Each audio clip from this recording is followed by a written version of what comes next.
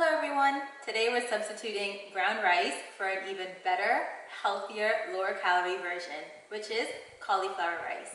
Cauliflower rice is 25 calories a cup versus brown rice, which is 218 calories a cup. And it's quick and easy and absolutely delicious as everything on this vlog. So let's get started.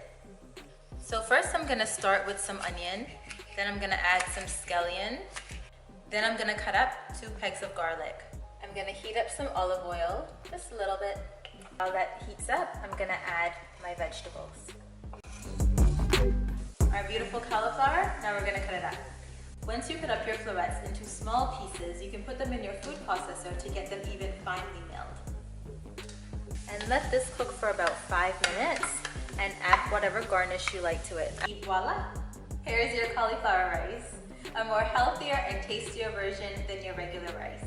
Give it a try.